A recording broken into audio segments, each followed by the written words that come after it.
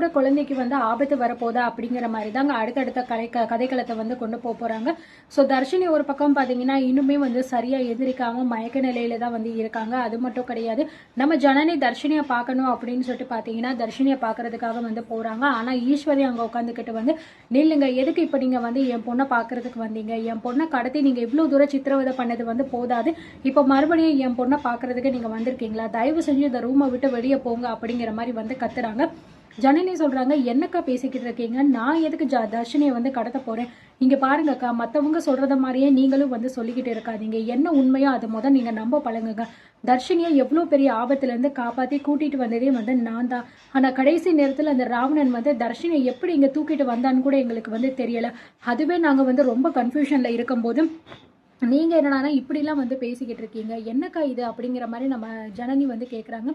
இங்கே பாருங்க, நீங்கள் சொல்கிறதெல்லாம் கேட்குற அளவுக்கு இப்போ எனக்கு பொறுமை கிடையாது. எனக்கு என் பொண்ணோட வாழ்க்கையும் அவளோட உடல்நலம் தான் இப்போ வந்து ரொம்ப முக்கியம். நான் அவளை பார்த்துக்கிறேன், நீங்கள்லாம் இப்போ வந்து பார்க்கணும் அப்படிங்கிற அவசியம் இல்லை அப்படின்னு சொல்லிக்கிட்டு இருக்க அந்த நேரம் பார்த்து நம்ம தர்ஷினி பயத்தில் பார்த்தீங்கன்னா வந்து கத்துறாங்க. ஸோ தூக்கத்திலேயே பார்த்தீங்கன்னா தயவு செஞ்சு என்னை கொல்ல வராதிங்க, கொல்ல வந்து வராதிங்க, என்னை விட்டுருங்க அப்படின்னு பயங்கரமாக வந்து அலறாங்க. ஸோ அதை பார்த்துட்டு வந்து நம்ம ஈஸ்வரி வந்து தர்ஷினி இங்கே பாரு, உனக்கு ஒன்றும் இல்லை, அம்மா பக்கத்தில் தான் இருக்கேன் அப்படிங்கிற மாதிரி வந்து சொல்கிறாங்க. பார்த்தீங்களா என் பொண்ணோட நிலைமை எந்த நிலையில இருக்குன்னு சொல்லிட்டு, இதுக்கெல்லாம் காரணம் நீ தான் வந்து என் பொண்ணு இந்த மாதிரி ஃபோன் பண்ணி அவளை வர வச்சு இந்த நிலைமைக்கு ஆளாக்கி வச்சிருக்க. இப்போ உனக்கு சந்தோஷம் தானா அப்படிங்கிற மாதிரி வந்து கேட்குறாங்க. ஸோ அந்த நேரம் பார்த்து கரெக்டாக பார்த்தீங்கன்னா விசாலாட்சி வந்து வராங்க. ஏ ஈஸ்வரி, என்னடி பேசிக்கிட்டு இருக்க? உனக்கு கொஞ்சம் கூட மனசாட்சி அப்படிங்கிறது இருக்கா இல்லையா? யாரை பார்த்து நீ என்ன வார்த்தை பேசிக்கிட்டு இருக்க? உன் பிள்ளைய இவ்வளோ தூரம் வந்து காப்பாற்றி கூட்டிகிட்டு வந்ததே வந்து அவதாண்டி. அப்படிப்பட்டவளை போயிட்டு நீ இப்படி வாய் கூசாமல் வந்து இவ்வளோ பேச்செல்லாம் பேசிக்கிட்டு இருக்கேடி, இதெல்லாம் உனக்கு அடுக்குமா அப்படிங்கிற மாதிரி வந்து பேசிக்கிட்டு இருக்காங்க. அத்தை, என்ன பேசிக்கிட்டு இருக்கீங்க நீங்கள்? நம்ம தர்ஷினியை கடத்தி கொண்டு போய் வச்சதே வந்து இவ தான். அப்படி இருக்கும்போது என் பொண்ணோட நிலைமையை பார்த்தீங்களா அப்படிங்கிற மாதிரி சொல்லிக்கிட்டு இருக்காங்க. இங்கே பாருடி, உன் பொண்ணோட நிலைமை என்னன்னு எங்களுக்கும் நல்லாவே தெரியும், நாங்கள் இல்லைன்னு சொல்லலை. அதுக்காக யாரோ என்னென்னமோ சொல்கிறாங்க அப்படிங்கிறதுக்காக பழியை தூக்கி நீ ஜனனி மேலே போடுறது கொஞ்சம் கூட சரியில்லடி அப்படிங்கிற மாதிரி சொல்லிக்கிட்டு இருக்கிற அந்த நேரம் பார்த்து கரெக்டாக பார்த்தீங்கன்னா நம்ம தர்ஷினி வந்து முழிக்கிறாங்க. தர்ஷினி வந்து முடிச்சதுக்கப்புறம் நான் எங்கே இருக்கேன் அப்படிங்கிற மாதிரி கேட்குறாங்க. ஸோ ஈஸ்வரி வந்து தர்ஷினி கிட்ட போயிட்டு, தர்ஷினி இங்கே பாரு, உனக்கு ஒன்றும் கிடையாது, நீ வீட்டில் தான்மா இருக்கேன், அம்மா உன் கூட தான் இருக்கேன், நீ எதை பற்றியும் நினச்சி வந்து பயப்படாதம்மா, உனக்கு ஒன்றும் இல்லை அப்படிங்கிற மாதிரி வந்து கேட்கும்போது, சித்தி எங்கம்மா அப்படிங்கிற மாதிரி வந்து கேட்குறாங்க. சித்தியா அப்படிங்கிற மாதிரி வந்து நம்ம ஈஸ்வரி பார்த்தீங்கன்னா வந்து அப்படியே வந்து இது பண்ணிக்கிட்டு இருக்காங்க. ஸோ அது மட்டும் கிடையாது, நம்ம ஜனனி பார்த்தீங்க அப்படின்னா, தர்ஷினி இங்கே பாரு தர்ஷினி, சித்தி இங்கே தான் இருக்கேன், உனக்கு ஒன்றும் கிடையாது, நீ ரொம்ப நல்லா தான் இருக்க, நீ எதை பற்றியும் நினச்சி பயப்படாத அப்படிங்கிற மாதிரி சொல்லிக்கிட்டு இருக்காங்க. சித்தி தயவு செஞ்சு என்னை காப்பாற்றிட்டீங்க சித்தி, ரொம்ப நன்றி சித்தி. உண்மையிலேயே வந்து நீங்கள் மட்டும் இல்லை அப்படின்னா என்னோட நிலைமை என்ன ஆயிருக்குன்னு எனக்கு தெரியலை சித்தி அப்படின்னு சொல்லிட்டு பார்த்தீங்கன்னா நம்ம தர்ஷினி சொல்ல, இதை கேட்டுட்டு நம்ம ஈஸ்வரி வந்து பயங்கரமாக வந்து ஷாக் ஆகுறேன்.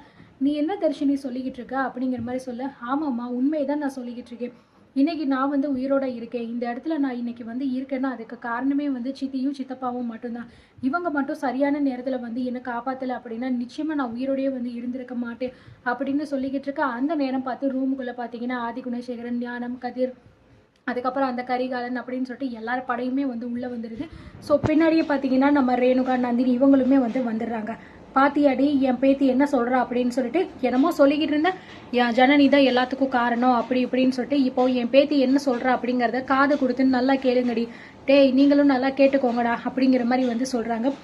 என்ன உடனே ஆதி குணசேகரன் வந்து சொல்கிறாங்க, இங்கே பாருமா, என் பிள்ளைக்கு இப்போ உடம்பு சரியில்லை, அவள் ஏதோ வந்து கொஞ்சம் தூக்கத்திலேயோ இல்லை சரியான மயக்கத்திலேயோ உளறிக்கிட்டு இருக்கா, வேற ஒன்றும் கிடையாது அப்படிங்கிற மாதிரி வந்து சொல்ல, அதெல்லாம் ஒன்றும் இல்லை, நான் நல்லா தான் இருக்கேன், நீங்கள் வந்து தயவு செஞ்சு சித்தியை வந்து தப்பாக பேசுகிறத நிப்பாட்டுங்க, நான் இன்னைக்கு இந்த நிலைமையில இருக்கேன்னா அதுக்கு காரணமே வந்து சித்தி தான், சித்தி மட்டும் வராமல் இருந்ததுனாங்க அப்படின்னா நிச்சயமாக என்ன கொண்டிருப்பாங்க அப்படிங்கிற மாதிரி வந்து சொல்கிறாங்க. என்ன தர்ஷினி என்ன சொல்லிக்கிட்டு இருக்க நீ?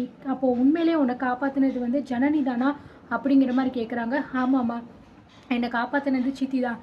இந்த மாதிரி என்னை சித்தி கால் பண்ணி வர சொன்னாங்க. அந்த டைமிங்கில் நான் வந்து ஒரு காரை புக் பண்ணி நான் கேபில் தான் போய்கிட்டு இருந்தேன். திடீர்னு பாதி தூரத்தில் போனவுடனே ஒரு 2 பொண்ணுங்க என் வண்டியில் வந்து ஷேரிங் அப்படின்னு ஏறினாங்க. அதுக்கப்புறம் என்னை வந்து மயக்கமடைய வச்சுட்டு என்னை தூக்கிட்டு போய் வேற ஒரு இடத்துல மறைச்சி வச்சுட்டாங்க.